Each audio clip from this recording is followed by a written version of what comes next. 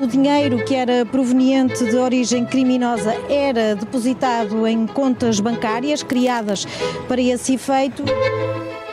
Viva! Está com o Expresso da Manhã. Eu sou o Paulo Baldaia.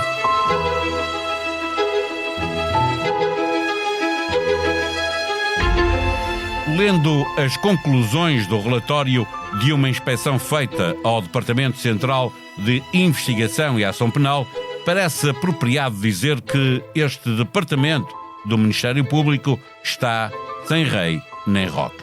Expressão idiomática que descreve uma situação de desorganização, falta de liderança, desorientação ou ausência de regras. Mas quando lemos com mais atenção, percebemos, por exemplo, que na 6ª secção do DCIAP, coordenada pelo muito mediático Rosário Teixeira, a rei não há organização que permita mitigar as consequências de uma evolução dos recursos humanos que não acompanha o crescimento dos crimes que ali são investigados. O coordenador atribui a si próprio 42% dos inquéritos de crime, deixando em média pouco mais de 10% para cada um dos outros 5 magistrados da secção. No DCIAP não há o regulamento interno exigido por lei, há falhas sistemáticas de gestão, pessoas com acesso indevido à informação de processos, num cenário descrito pelos inspectores como sendo de descontrolo, com falhas de prazos a acontecerem regularmente. O mais inquietante é que o crescimento exponencial de comunicações de suspeitas de lavagem de dinheiro, essas comunicações feitas pelos bancos, advogados, imobiliárias e casinos, não é acompanhada com o crescimento do trabalho no DCIAP e a maioria dessas denúncias fica por investigar. Neste episódio, conversamos com o jornalista de investigação do Expresso, Micael Pereira. Amiga, ficámos num hotel, não vais acreditar. Então? Paredes com isolamento em poliestireno construídas de raiz. A sério? Uma biopiscina com depuração orgânica. Não posso. E lâmpadas LED Wi-Fi classe A. Mas foram para onde? Para a Suíça? Suíça? Não, fomos para a Serra da Estrela. Com a Caixa, os projetos de turismo são muito bem-vindos. Da construção à reabilitação de espaços turísticos, fale connosco para tornar o seu negócio mais sustentável. Saiba mais em cgd.pt. Caixa Geral de Depósitos S.A., registada junto do Banco de Portugal sob o número 35. Viva, Micael Pereira. O facto do DCIAP não ter o regulamento interno exigido por lei tem consequências na investigação que este Departamento do Ministério Público faz?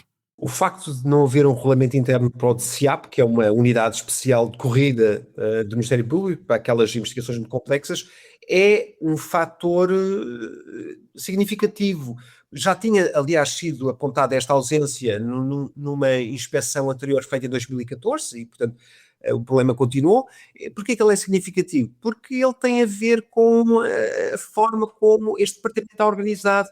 O regulamento interno serviria para estabelecer uma série de regras que ajudariam a facilitar o trabalho, a ter as coisas um pouco mais oleadas, para melhorar, no fundo, aquilo que já é um trabalho muito difícil. Isso quer dizer que, arrastando-se este problema há vários anos, há mais de uma década seguramente, quais são os constrangimentos mais significativos encontrados pelos inspectores? Há aspectos que têm a ver com atrasos, digamos, até bastante expressivos e impressionantes em uma série de inquéritos. Não será uma surpresa para as pessoas estão habituadas, as pessoas em geral, a opinião pública está habituada a lidar com aquilo que é o atraso crónico da justiça portuguesa, mas nós sabemos que, como este departamento é especial e estão em causa casos complexos e importantes, não é? Muito relevantes, isso não deixa de ser preocupante. Portanto, há uma série de atrasos. Esses atrasos devem-se, obviamente, às vezes uma falta de articulação, mas a questões estruturais.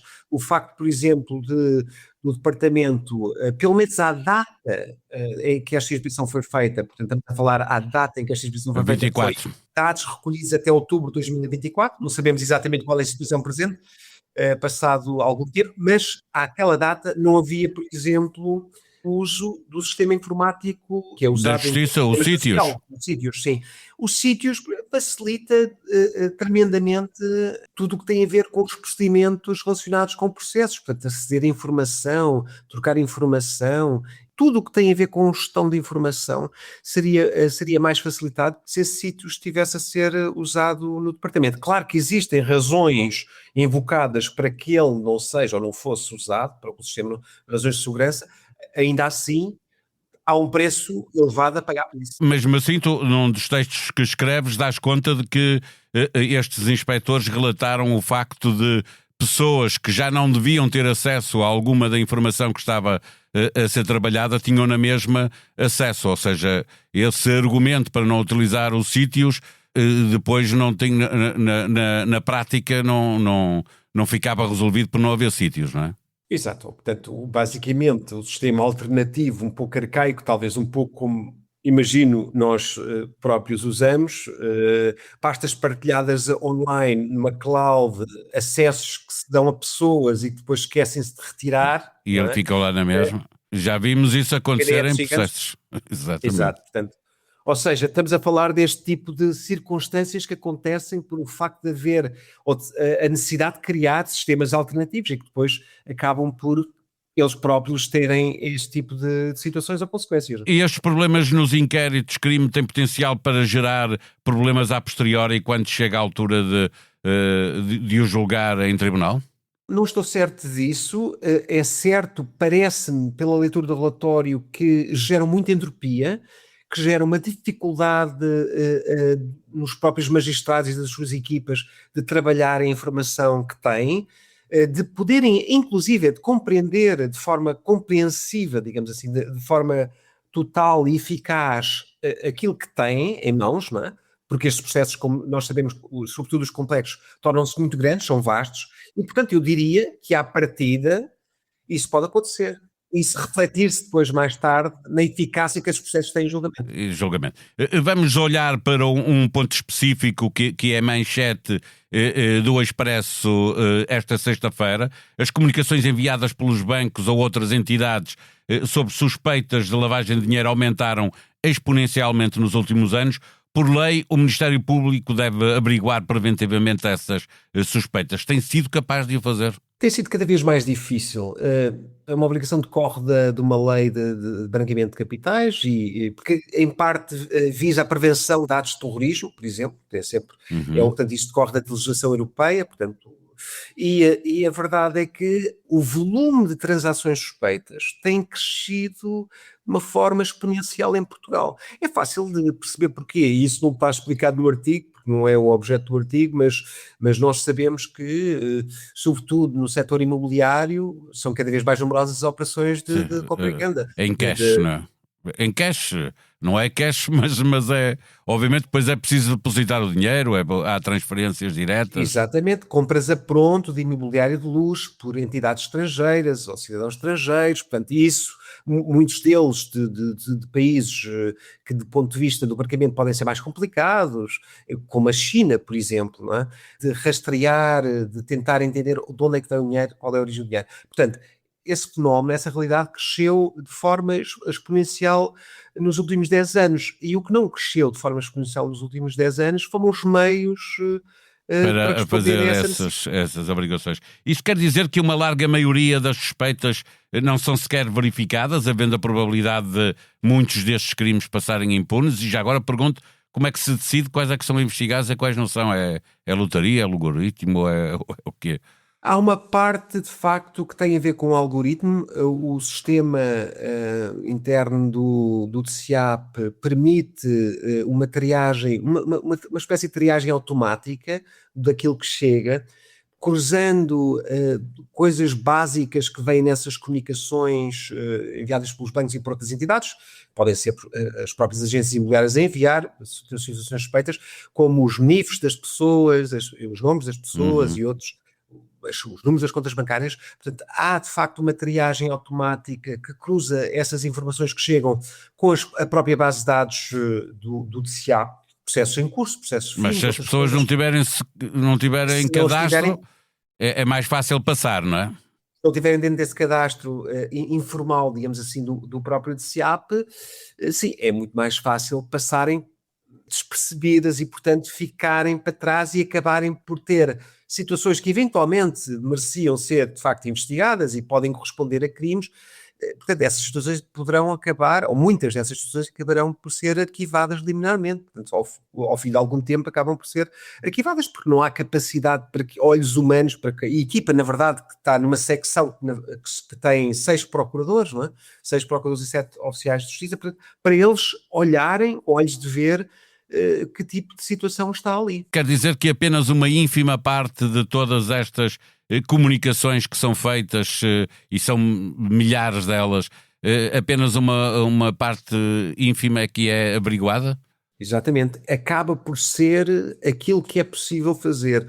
Ou seja, só uma parte dos muitos milhares de comunicações que chegam todos os anos ao DCAP é que acaba realmente por passar por esse crivo, ou seja, por um crivo, por uma análise, no fundo, mais fina, não é?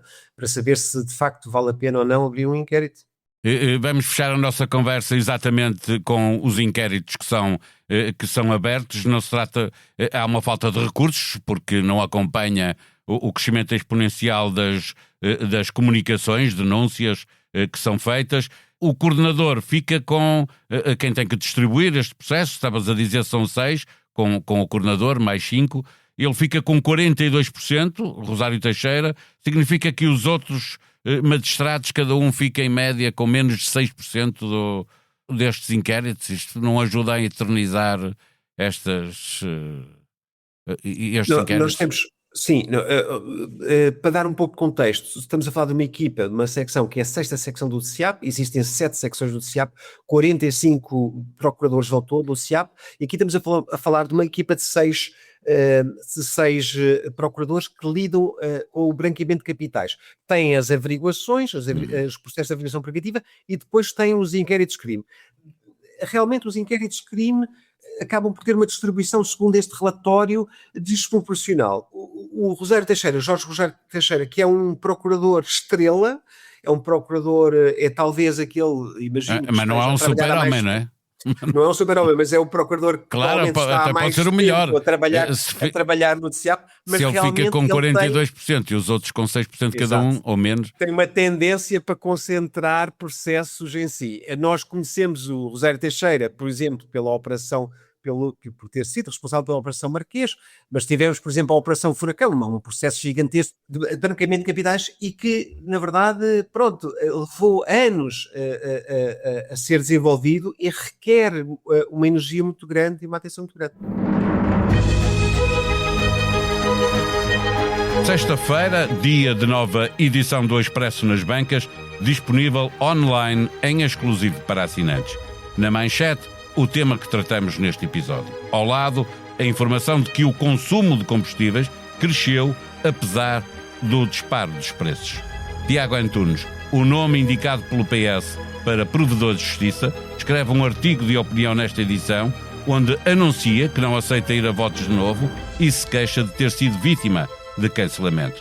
Capitães de Abril juntem o atual Presidente da República e o anterior, mas não convidam o Governo. Nós vamos voltar amanhã, antecipando o episódio de domingo, com a história que faz capa na revista sobre as FP25. Ponto de partida, o filme Projeto Global, que estreou esta quinta-feira. A sonoplastia deste episódio foi de Gustavo Carvalho. Tenha um bom dia, um bom fim de semana.